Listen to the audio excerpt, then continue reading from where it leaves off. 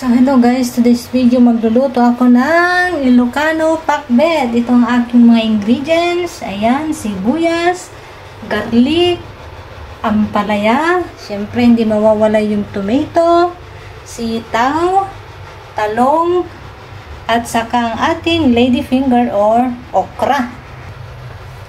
So ayan guys, so tag natin yung kalan. And magigisa muna tayo ng karne.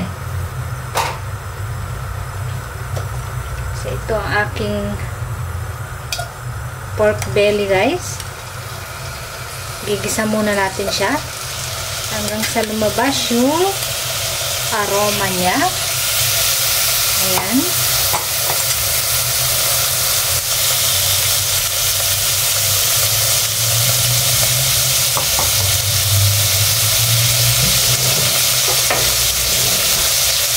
Gigisa lang natin siya guys hanggang sa mag-brownish siya or lumabas yung mga oil.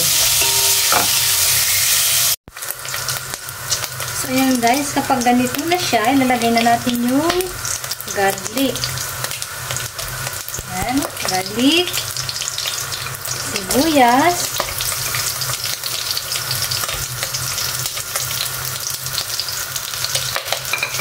kamatis,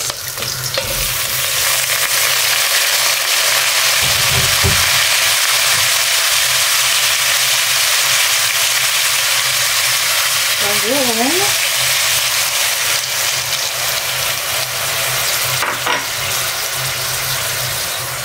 pagsama-samahin lang natin lahat yung gulay guys. Ganyan lang siya kadali. Yan. Sitaw, yung okra, at saka yung ating talong.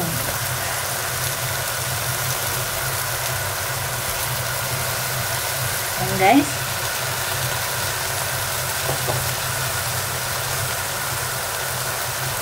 Ayan, maglagay lang tayo ng konting tubig. Konti lang kasi magtutubig naman yung gulay. Siyempre, maglagay din tayo ng luya. Saka natin tatakpan. Hintayin lang natin siya na maluto guys. Siyempre, taasan natin yung flame ng ating kalan.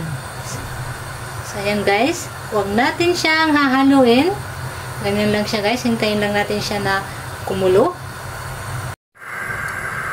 So, ito guys, after 15 minutes, ayan, itataktak na natin ang ating pakbet.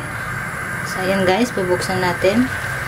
Ayan guys, wag natin siyang hahaluin. Ganito ang tamang paghalo.